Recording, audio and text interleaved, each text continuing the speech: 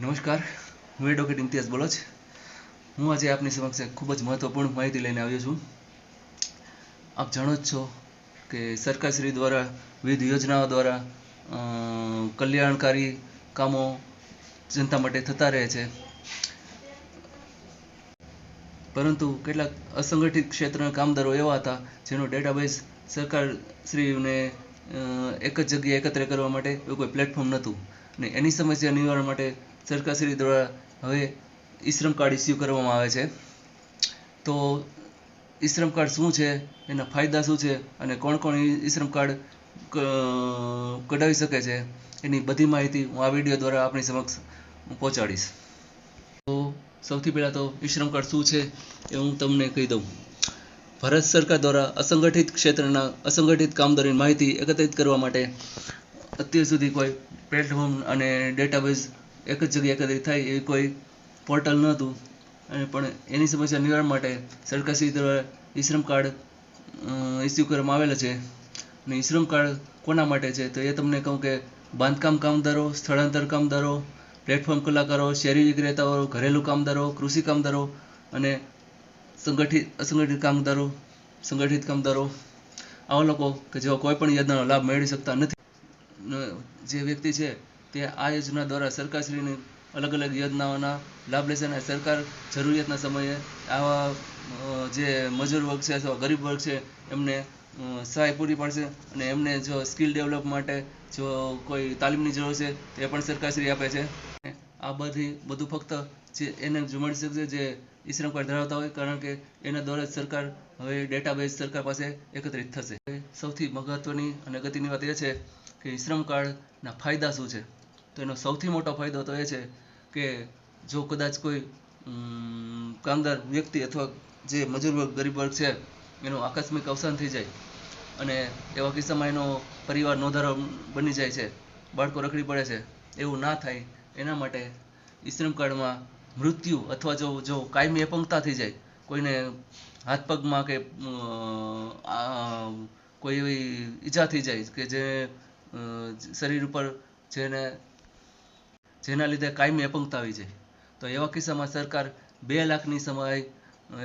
એ વ્યક્તિને અને અથવા એના પરિવારને પૂરી પાડે છે, અને એ ફક્ત ને ફક્ત ઈ શ્રમ કાર્ડ ધરાવનાર વ્યક્તિને જ મળી શકે છે. કે જો અકસ્માત પછી આંશિક અપંગતા, એટલે જો કોઈ કાયમી નુકસાન ન થાય પણ જો એવું નુકસાન કે એ મજૂર થોડા સમય માટે કોઈ કામકાજ ના કરી શકે, એટલે કે આંશિક અપંગતાના કિસ્સામાં સરકાર 1 લાખની સહાય વ્યક્તિને, ગરીબ વ્યક્તિને, જરૂરિયાતમંદવાળા વ્યક્તિને પૂરી પાડે છે. ઈ શ્રમ કાર્ડ ધરાવનાર વ્યક્તિ માટે નાણાકીય સહાય, સામાજિક સુરક્ષા યોજનાના લાભો, વધુ નોકરીની તકો, 1 વર્ષ માટે પ્રીમિયમ વ્યય પણ સરકાર ભરે છે, ભીમ યોજના હેઠળ વીમા કવર મળે છે, સ્થળાંતરિત મજૂરના કર્મચારીઓને ટ્રેક કરી શકે, અને એને જે કોરોના સમયે જે આફતમાં જે મજૂર લોકો હેરાન થયા હતા એ સમયે કોઈ સહાય જો એમનું ડેટાબેઝ જો એમની સરકાર પાસે હોય તો સરકાર એ સહાય કરી શકે છે, અને એના માટે એ તમામ સહાય મેળવવા માટે ઈ શ્રમ કાર્ડ જરૂરી છે. અને તમને એ પણ જણાવી દઉં કે ઈ શ્રમ કાર્ડ કોણ કઢાવી શકે ને એને માટે ઉંમરનો કોઈ બાંધછોડ છે કે નહીં. ઉંમર એમાં સરકારશ્રીના નિયમો મુજબ 16 વર્ષથી તો 59 વર્ષની ઉંમર વચ્ચેની કોઈ પણ વ્યક્તિ ઈ શ્રમ કાર્ડ માટે રજીસ્ટ્રેશન કરાવી શકે છે. એમાં શરત માત્ર એટલી છે કે ઇફકો અથવા ESICના સભ્ય એ વ્યક્તિ ન હોવો જોઈએ, અને આવકવેરો ન ભરતો હોવો જોઈએ, તથા અસંગઠિત ક્ષેત્રમાં કામ કરતો હોવો જોઈએ. એટલે કે જે છૂટક કામકાજ કરનાર કોઈ પણ મજૂર વર્ગ આ કાર્ડ કઢાવી શકે છે અને સરકારી યોજનાનો લાભ મેળવી શકે છે. અને આ યોજના હેઠળ કોણ કોણ લાભ મેળવી શકે, તો એમાં નાના સીમાંત ખેડૂતો, ખેત મજૂરો, શાકભાજીના ફળના વિક્રેતાઓ, ફેરિયાઓ, સ્થળાંતર કામદારો, શેર ક્રોપર્સ, ઈંટ ભઠ્ઠાના કામદારો, માછીમાર સો મિલના કામદારો, પશુપાલન કરનાર વ્યક્તિ, બીટલ સેલિંગ, લેબલિંગ અને પેકિંગ, CSC, સુથારી કામ, રેશમ ખેતીકામ, મીઠાના કામદારો, ટેન્ડરી કામદારો, મકાન અને બાંધકામના કામદારો, લેધર વર્ક સાથે જોડાયેલા લોકો, દાયણનું કામ કરતી મહિલાઓ,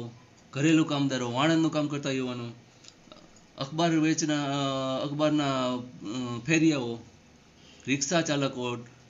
ઓટો રિક્ષાના ડ્રાઈવરો અને વાહન ચલાવનાર ડ્રાઈવરો અને અન્ય વાહનના ડ્રાઈવરો, રેશમની ખેતી કરનારા કામદારો, જે શેરીમાં નાની મોટી વસ્તુ વેચતા હોય ફેરિયાઓ, આશા વર્કર બહેનો અને જે મહિલાઓ અથવા જે સિલાઈ વરણ ગૂંથણનું કામ કરનાર, દરજી કામ કરે છે એવા કારીગરો, અને રસોઈનું કામ અથવા ઘરકામ કરનાર મહિલાઓ એ તમામને ઈ શ્રમ કાર્ડમાં રજીસ્ટ્રેશન કરાવી શકે છે અને સરકારશ્રીની યોજનાઓનો લાભ મેળવી શકે છે. ઈ શ્રમ કાર્ડનું રજીસ્ટ્રેશન કરવા માટે તમારે ફક્ત 2 ડોક્યુમેન્ટ આપવા પડશે, અને એમાં એક તો છે તમારું આધાર કાર્ડ અને એક તમારા બેંક પાસબુકની નકલ. અને બીજી મહત્વની વાત એ છે કે જે આધાર કાર્ડ અને એક મોબાઈલ નંબર એવો જે તમારા આધાર સાથે લિંક થયેલો હોવો જોઈએ. આટલી વસ્તુ આપો તો તમારે આસાનીથી ઈ શ્રમ કાર્ડનું રજીસ્ટ્રેશન થઈ શકે છે. અને તમે જો ઈ શ્રમ કાર્ડ રજીસ્ટ્રેશન કરવા માંગતા હો તો અમારો સંપર્ક કરો, અને નીચે આપેલ મોબાઈલ નંબર પર આપ સંપર્ક કરી શકો છો. બીજી એક મહત્વની વાત એ છે કે હમણાં ટૂંક જ સમયમાં હવે સિલાઈ મશીન અને કુકિંગના સાધનો અને અથાણા પાપડને લગતા સાધનો, બ્યુટી પાર્લર કીટ વગેરે જે સરકારી સહાય ઓનલાઈન એપ્લિકેશન જેનું થાય છે, અને એના માટે ઈ શ્રમ કાર્ડ જરૂરી છે. તો સૌથી પહેલાં તો આપ ઈ શ્રમ કાર્ડ કઢાવી લ્યો એવી મારી સલાહ છે. અને આવી જ વધુ માહિતી માટે અમારી ચેનલને સબસ્ક્રાઈબ કરો અને અમારા વિડીયોને લાઈક કરો, તથા અમારા આ વિડીયોને વધુમાં વધુ લોકો સુધી પહોંચાડો અને શેર કરો એ વિનંતી. ધન્યવાદ, આભાર, થેન્ક યુ.